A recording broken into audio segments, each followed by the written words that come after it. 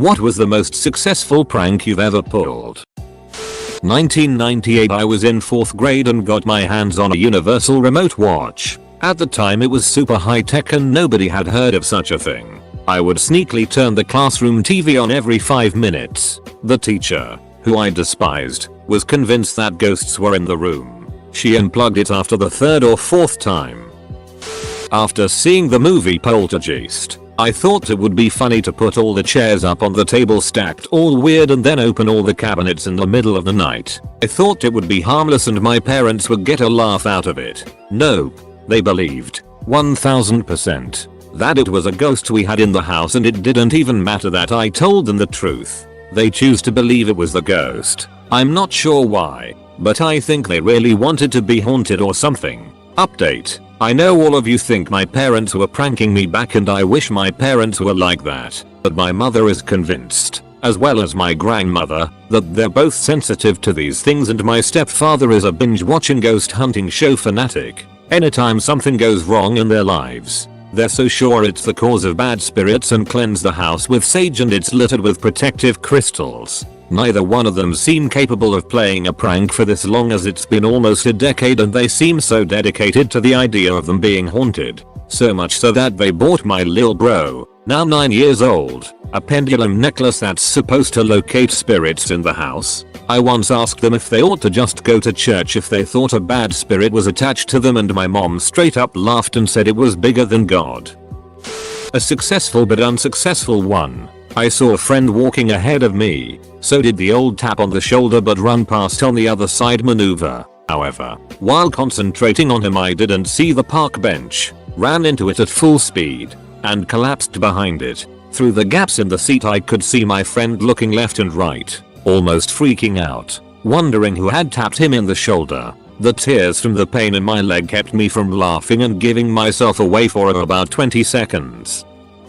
You remember the Juicifruit gum sticks? The ones with the wrapper? I would carefully open the gum and save the wrapper. Then I would carve a piece of soap to look like the gum, rewrap it and give it to my sister. The kicker was that after she first put the gum in her mouth and discovered it was soap, I'd laugh and then offer her a real stick of gum as an apology. That second stick was also soap. She fell for it. Cooking at school. Different parts of the menu were prepared by different people. The girl tasked with the fruit salad was halving grapes when I passed her, so I commented that she wasn't peeling them. Were we supposed to do that? Of course. Didn't you listen? Asked the teacher. A long time later, I had already forgotten the matter, not expecting to be taken seriously. I heard our teacher yell, "Anita, what are you doing?" Poor girl was almost done peeling a pound of grapes. I don't know if this counts as a prank, but my dad is a huge fan of the series Scrubs, and there's a gag where a character puts a pancake in the silverware drawer and this exchange happens. Why is there a pancake in the silverware drawer? You mean why is there silverware in the pancake drawer? So, just for laughs, I made pancakes and put one in our silverware drawer, waiting idly by in the kitchen for him to need a fork or something. I watch all giddy as he, confused, takes the pancake out and asks what's a pancake doing in the silverware drawer. Without missing a beat, I say, you mean what is silverware doing in the pancake drawer? I didn't think it would actually work. He got a real kick out of that.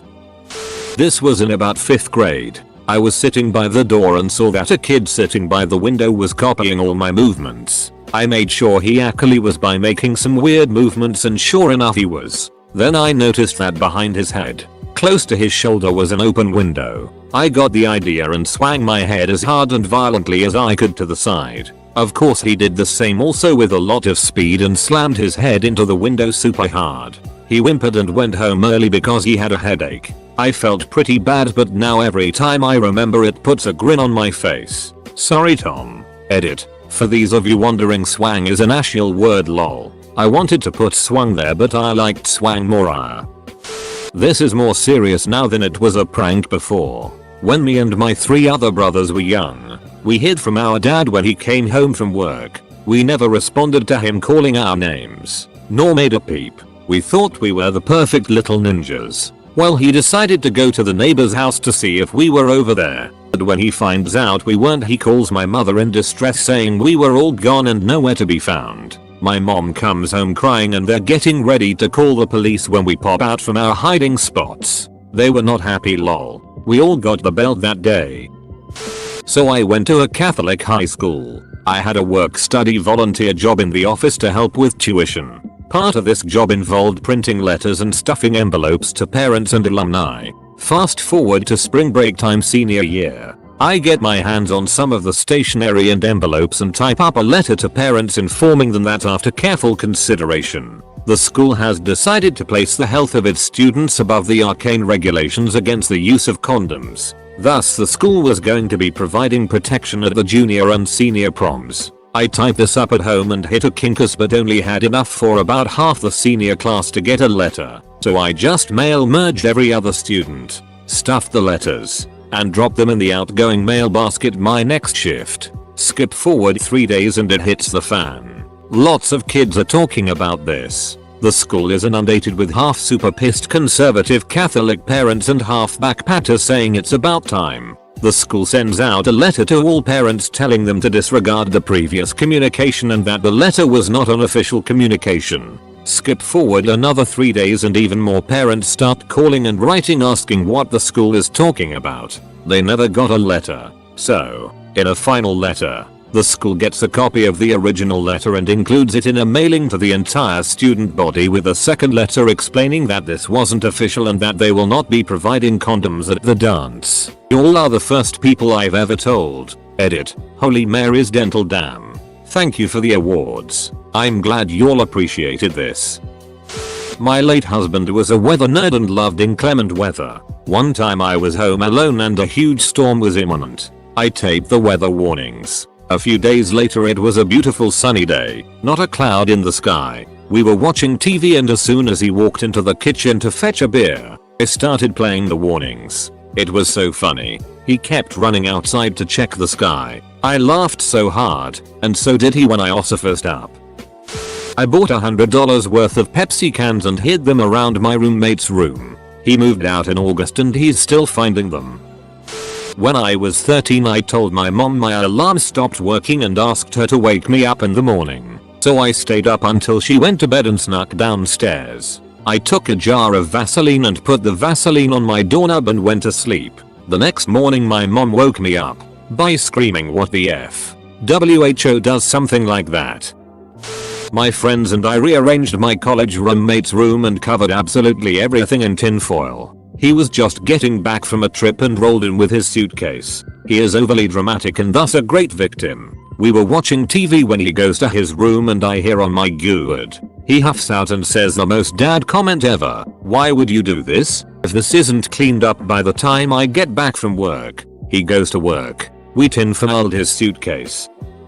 In the army the duties rotated. When it was my turn to clean the toilets I had prepared some chocolate pudding. I scrubbed the toilet seats exceptionally clean, then left a thin but clearly visible brown line of the pudding on one of the seats. During inspection the lieutenant saw it and yelled for the person responsible for the bathroom that day. I raised my hand and followed him into the stall with the dirty seat. "What's this?" he said. I dipped my finger in the pudding, smelled it, then slowly licked my finger as if I was tasting it, and said, "It's poo but I don't know whose." This is where I usually stop when I tell this story. The lieutenant was a hilarious guy. After a few intense seconds he cracked up and started laughing.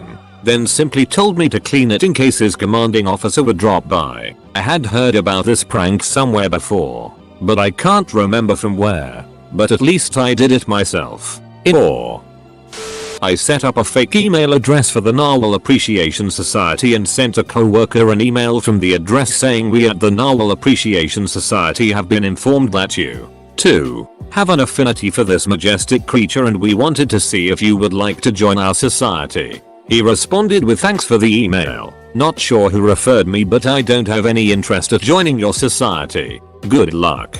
A couple of weeks later, I emailed him again and listed off the membership dues for the society and upcoming events. He responded with once again, "Please note that I am not interested. Please take me off your distribution list." A few weeks later, I emailed him a note that his membership dues were in arrears, commenting that the faithful narwhal would most assuredly pay its bills if it used currency. I emailed him roughly 2-3x per year for 3-4 years. For the first year, when we still worked together, I'd see him open the email, shake his head and say aloud, "Not these ducking guys again," but he never attempted to block the email address. He responded to some, becoming increasingly agitated, and ignored others. In one response, he attached pictures of dead narwhals that had been killed by Inuit hunters and said, "This is what I think of your stupid narwhal. I hate them. I wish them all dead." I eventually stopped and never mentioned to him that it was me, but years later,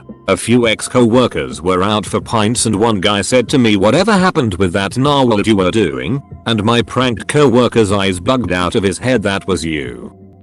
I work at a wastewater treatment plant. We employ cameras to monitor things in the field that we need eyes on at all times. One of these cameras is pointed at the bed of a tractor trailer that is used to haul biosolids to the landfill. The video feed is a constant stream of dewatered sludge falling into the trailer. When one section is full, an operator has to go move the trailer so the solids don't spill out all over the place and make a mess. One year for April Fools, I used the old Control plus Alt plus up arrow to turn the camera feed upside down like 10 minutes before my shift was over. The person taking over for me was much older and much less tech savvy. When he noticed the sludge falling up instead of down, he lost his mind. The next day I got scolded by my boss because my co-worker had a panic attack and then contacted the after hours emergency tech support line to fix the cameras. Fun police strike again. A buddy of mine from high school went by the nickname TD. One day, my brother asked me what TD stands for. So I'll look at him like he's an idiot and say Tyrone Draconus. Duh. This name came out of nowhere. I had no intentions before that moment of deceiving him. So I nonchalantly go back to whatever I was doing. Brother freaks out saying that's the best name ever and is so excited he can't wait to surprise TD with knowing his name at school tomorrow. Thing is, TD stands for Theodore David. I get to school about 30 minutes before my brother and start explaining to everyone the situation. And to go along with it, even TD is on board. So, from end of August until early mid-May, every time my brother sees TD in the halls he shouts Teruun Draconus. At one point another classmate of mine tried to correct him, but she had a bad reputation with me, bullied me when we first moved there, so naturally he didn't believe her. Then came graduation day when my mom spoiled it. Yes, my parents were in on it too. Brother didn't want to attend commencement. And as a bargaining tool she said, "Don't you want to hear TD's name announced?" Several times. After a couple hours of that, brother comes up to me and asks, "TD's name isn't really Tyrone Draconus, is it?" I proceed to blow his mind with this elaborate ruse that spawned from one spontaneous moment several months prior. Edit. Autocorrect ruined the first instance of the fake name. It was the week before Valentine's Day and I was a senior in high school and my sister was a freshman at the same school. The school was doing a fundraiser where for just $2, you could get these 3 guys from the choir to come to anyone during class and give them a singing telegram. I thought it would be funny to mess with my sister, so I bought her a telegram as a joke. The only aspects of delivery I had control of was to who it's delivered to, and who it was from, which I just put my name for that part. Remember that, on the day telegrams were delivered, the singers arrived in one of her AP, advanced placement, classes and they had a test that day. They sung their song and she was so embarrassed. Here's where it gets good. She pulls out her computer. Everyone had a lone computer from the school. Opens Hangouts and messages one of her friends about what just happened. Part of her message was something among the lines of, "I'm so embarrassed. I just want to die," and for the record, she wasn't serious about that. It's just how she put it. Welp. That message got digitally flagged by the school's computers and she was sent to the assistant principal's office for a welfare check just because of that. Our mom got called during this and she explained the whole situation because she knew what I was up to and my sister returned to class. And yet she still blames that last part on me. I will never forget when I passed her in the hall immediately after and she just yelled, "I hate you so much." It was too funny, and that's the story of the best $2 I have ever spent. For our high school senior prank at my boarding school, we snuck out in the middle of the night and stole the athletic director's prized golf cart. We pushed it up a hill to the school. One of our friends was able to get keys from a custodian and let us in a back door. We got the golf cart into the building and then into a science classroom and lifted it up onto the big lab tables. We decorated it with nonsense and left it there and locked everything up. In the morning, everyone not in on it was completely confused about how the hell we had pulled it off. We didn't even damage anything. Even the chain we had to cut to get the golf cart free was replaced. With a note. On our athletic director's doorstep. The custodial staff wasn't even mad at having to take the cart out because it was so ridiculous. I can only imagine the double take that the teacher did when he entered his class that day. It's not an amazing prank, but I told the new guy we do a secret Santa thing but for Easter eggs. At the shop he was looking at top of the range you are cute 10 eggs, and me feeling a bit bad, was trying to convince him to just get a cheap one. But he didn't want to seem cheap. He ends up with a mid-range you are cute 5 egg. The next day at work, on a little break he leaves to retrieve the egg. Now the best part of this is, I didn't tell anyone I'd done it, so he gives the egg to the boss. Whether I got you and the secret Santa egg thing. The boss confused what the duck? I'm creasing with laughter, everyone is looking around. Like what the duck, the young lad looks at me all embarrassed. Everyone then realized what I had done and blokes were in bits, crying with laughter. Best bit was he tried to take it back and the boss goes, now you can duck off, it's mine now. I've just got 2 new lads in now as well so it might work again. Edit. Just read other people's and now mine seems aight. My housemate was bringing a girl back to the house. They'd been talking for weeks and he was as excited as a toddler on Christmas about it. He went to meet her and then took her to dinner in town. Meanwhile I went into his room and set up some candles. Scattered rose petals and then put some of the petals in the shape of a heart on the duvet. In the center I put a condom, some loo roll which had "in case your Valentine's is crappy" written on it, and a cheap engagement ring in an open velvet box I got off Amazon. I lit the candles, closed the door and ran into my room when they came into the drive. I've never seen someone so embarrassed in my life. I've been waiting to tell this story for a decade on Reddit, as it was the highlight of my high school years. I managed to convince my sister's 9th grade science teacher she was an amateur arsonist almost by accident. I had a study hall with Mr. D the semester before, and one day as I'm sitting in the class near the back he wanders by and says, "I have your sister in my class next semester. Anything I should know?" Just trying to make conversation with a student whose younger sibling was newly 9th grade. I don't know where it came from, but I jokingly told him, "Look, whatever you heard, it was completely blown out of proportion. No charges were ever filed, and besides, there haven't been any incidents in a couple of months, and besides some smoke damage, there's been no loss of property. Maybe just don't sit her near the waste paper just to be safe." Just pulling Mr. D's leg basically. I forgot about that exchange until the parent-teacher night the next semester, when my mother came back and asked me what I told my sister's science teacher. Apparently I played the defensive older brother act a little too well, and he spent the first 3 weeks of that semester with my sister under close scrutiny and he had to ask my mum about the validity of my claims. I only found out this past holiday when I was retelling the story, but my sister inadvertently helped the joke along that first week she was in science. They were lighting Bunsen burners and Mr. D asked if anyone knew how to use matches. Given we grew up with wood heat and camping, it should come as no surprise that my sister's hand shot up. I was about 9 years old.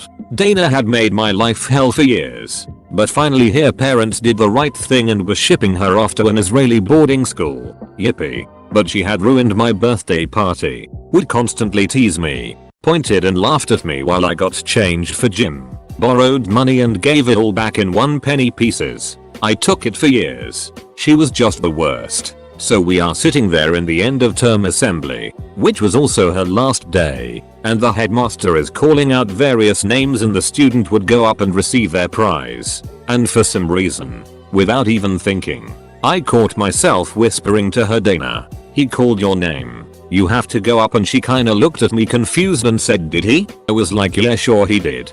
Go up," and thankfully a comrade who was sitting nearby caught wind of this exchange and said, "Yeah, he did. Go up." And so she stood up proudly, marched herself up there head held high, stuck out her hand for a big old shake, and the headmaster just looked at her and said, "Dana, I didn't call your name. Go sit back down." So she had to walk all the way back, head hanging down, dragging her feet. The whole school laughed at her. Man, was she pissed off. I peaked too soon.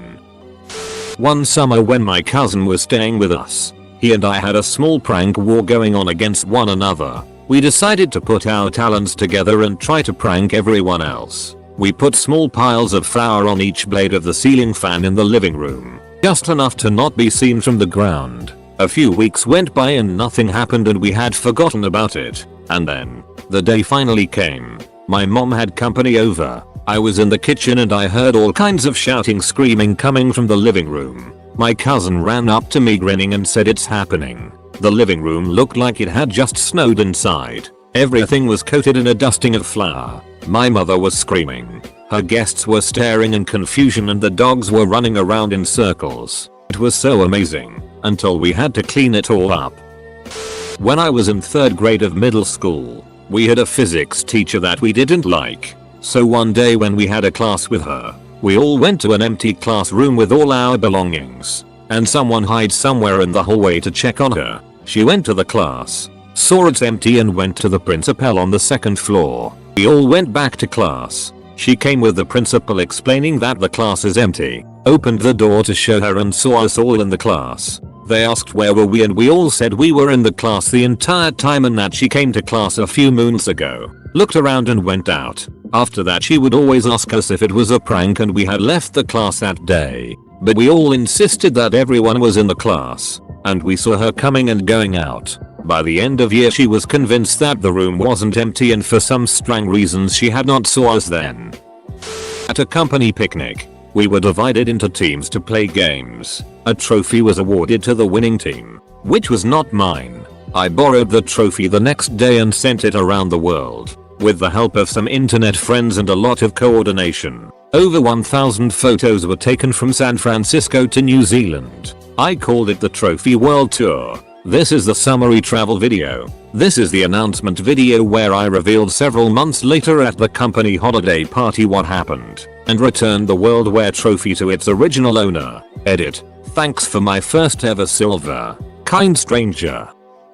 Not really a prank, but when I was kid, there was this jet airplane at the park. It was fenced in without a gate. One night me and some friends climbed the fence and was climbing all over the plane. A cop car came with the light flashing. We were busted. The cop told us we were trespassing. We claimed, all in southern accents, that we didn't know it was off limits. Cop, why do you think they put a fence around it? Me with a straight face. So we couldn't fly it away. Cop just started laughing and let us go home.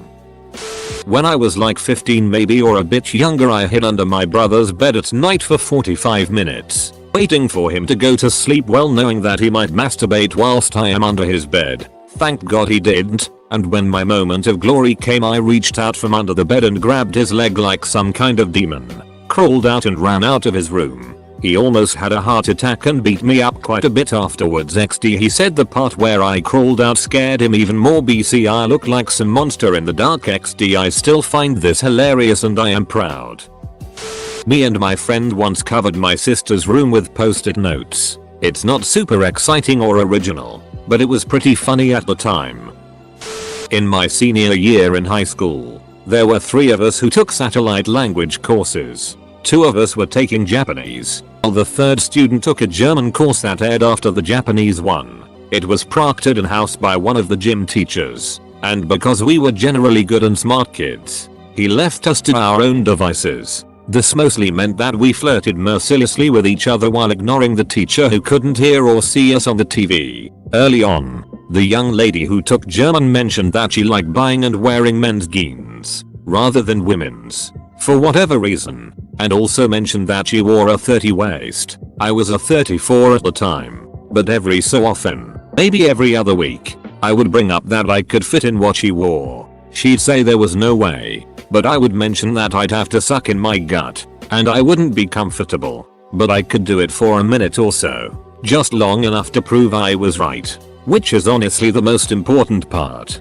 Finally, after a few months of this, she very sternly tells me that she's tired of hearing my baseless claims, and that I should cease making them. This led to me very sadly asking if she was telling me there was no way that I was ever going to get in her pants. The very bright red she turned at realizing that this had been a several month setup for a very stupid joke was worth everything to me.